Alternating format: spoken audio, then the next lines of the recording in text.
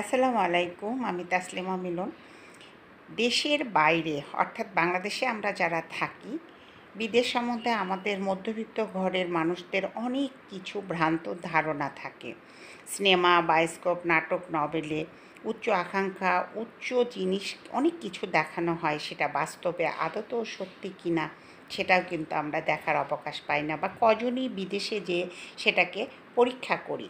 যাই হোক, আমার ভাগ্যে বেশ কয়েকবার ভারতে আসার সৌভাগ্য হয়েছে এবং ভারতের বেশ কিছুটা প্রদেশ আমার দেখা হয়ে গেছে। সেই আলোকে আমার একটা জিনিস হঠাৎ করে মাথায় আসছে, ভাবলাম যে আপনাদের সাথে শেয়ার করার দরকার। এই যে আকাশ, এই আকাশটা কিন্তু সমস্ত পৃথিবী জোড়া। এই যে বিলাসবহুল জীবনযাপন দেখলে মনে হয় যে কত না, কিন্তু এটা আমি আজকে যেখান থেকে শ্যুট করছি এটা হলো ভারতের হায়দ্রাবাদ, তেলুগু প্রদেশ, তেলেঙ্গা। তো যাই হোক, এখানে সবচেয়ে যে জিনিসটা আমাদেরকে প্রভাবিত করে যে রাত্রে, বিদেশের রাত মানে অনেক মানে কি বলা চলে, জৌলুসপূর্ণ পার্টি, এনজয়েবল লাইফ। হ্যাঁ, সেটা হয়তো আছে ক্ষেত্র বিশেষে, সেটা খুব সামান্য। আর সেটা হয়তো হলিডে বিভিন্ন প্রোগ্রামে নাই বললে বলবো না, কিন্তু সেটা যে কতটা, সেটা কিন্তু একটা ভাববার বিষয় আছে। এই যে জীবনযাত্রার, এই যে সুসজ্জিত অট্টালিকার যে লাইফটা দেখছেন, এটা কিন্তু খুব কষ্টের। এবং এই যে আকাশ ছোঁয়া ভালোবাসা, গোটা পৃথিবী আকাশটা ভালোবাসা সমানভাবে দিয়ে যায়, এর ভিতরের আলোচনাও কিন্তু অনেক কষ্টের।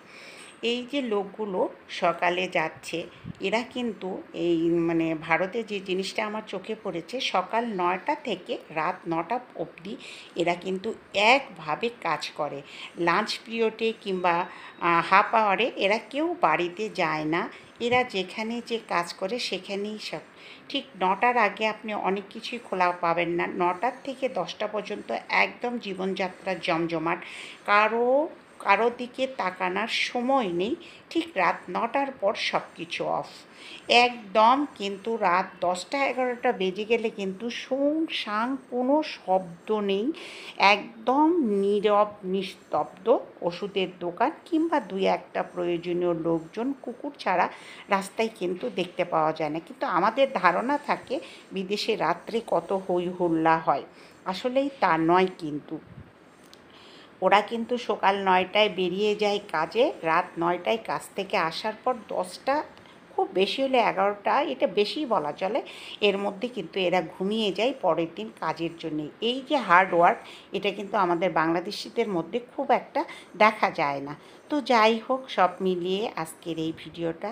আল্লাহ হাফেজ।